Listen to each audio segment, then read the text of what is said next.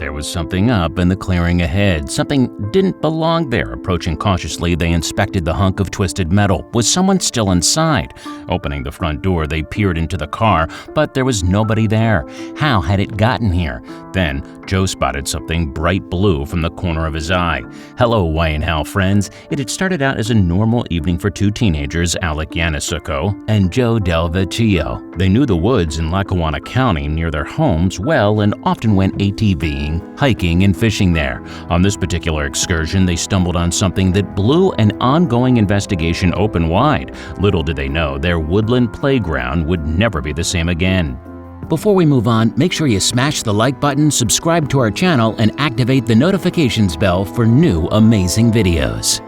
Joe and Alec decided to go to the corner of the woods in search of adventure, but the pair didn't know that adventure had already found them.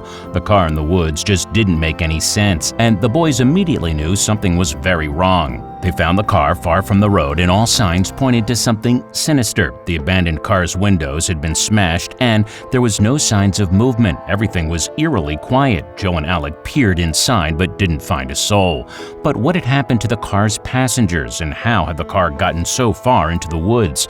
The teenagers, curious, started to look around the car in search of more clues. Joe then opened the car and began to search for signs, anything that might solve the mystery. That's when he found a Sam's Club retail card. Did it belong to the car's driver? The name read Edwin Kosick, and the name sounded vaguely familiar. But the two boys didn't put two and two together until later. The retail card was the first piece of the puzzle. Joe and Alec typed the name into Facebook and then Google, but what they found online told them all they needed to know. When they saw who the card belonged to, they wasted no time, but they knew that time was running out. The man who the Sam Card's retail card belonged to was none other than beloved community member and ex-federal judge Edwin Kosick. He was 91 years old, and more importantly, he had been missing for 2 days. The teenagers were the only ones who had the slightest clue about his whereabouts, and they couldn't believe what they had stumbled upon. The police had taken to social media and the news to encourage anyone who had any information to come forward, and time was of the essence for the federal judge.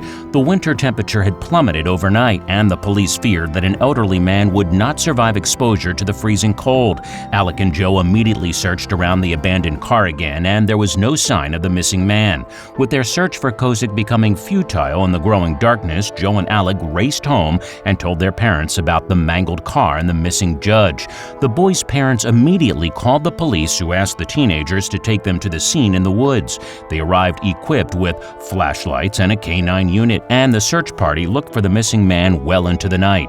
I was a little scared, Alec admitted in an interview later. I didn't think we'd find him alive. Unbeknownst to the boys, there was already a massive investigation underway. The media was involved, and the public had rallied together and taken to social media and the news in hopes of finding their beloved community member, and even put up billboards in hopes that someone had more information. The residents of the town had even assembled search parties of their own. I've gone up Aston Mountain checking the back roads and stuff, just seeing if he had made a wrong turn somewhere and got lost, one volunteer said. Everyone was worried about 91-year-old Kosick, and the tension grew as the hours passed and there was still no sign of him. Judge Kosick had been a federal judge for over 30 years and was well known and loved by the community. But what had happened to him? Fears grew that something nefarious was afoot, as the judge had no doubt made some dangerous enemies over the years. Then the first clue was found on a camera's security footage. Kosick could be seen on the recording 24 hours before the police had realized he was missing.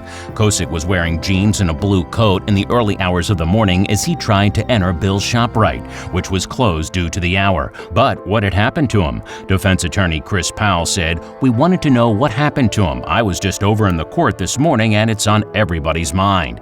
Everyone was worried that the judge's disappearance was due to criminal activity. Had he been attacked or taken? Then the boys made their breakthrough discovery in the woods. With the new evidence of the car in the woods, the police soon found Kosick. The dogs quickly found his scent and led the police to where he had been lying, just 100 meters away from the abandoned car. The boys had passed over him numerous times as they searched in the dark, but was he alive?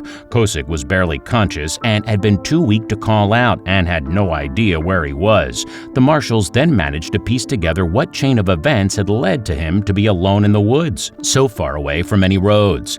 He had suffered memory loss and had become disoriented and had crashed his car. Exhausted and shocked, he had collapsed. Kosick was immediately taken to the hospital and treated. His son, who had been sick with worry since he had gone missing, shed tears of relief. He then told the hospital to watch out for old injuries that may have been hurt by Kosick's accident. Surprisingly, the hospital declared him to be in fair condition. It was truly a miracle.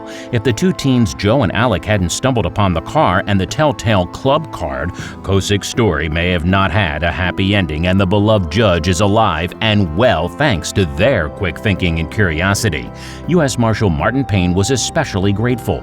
We're very grateful to these two young men that they saw this vehicle happen to be in the area, fortunately, Payne told Fox News, but the boys shrug off all the praise, and Alec said, "We're glad he's okay, glad that we could all help out." But that wasn't the end of the interaction between the grateful judge and his saviors. Joe and Alec visited Kosick in the hospital to make sure he was okay, and Kosick was even present when they received an award for their bravery, saying, "It was an honor to watch them receive their award. I sit here today because of them." Joe even wants to be a police officer one day, and he has definitely proved himself worthy of that role. Did you like the story? Check out our channel for more.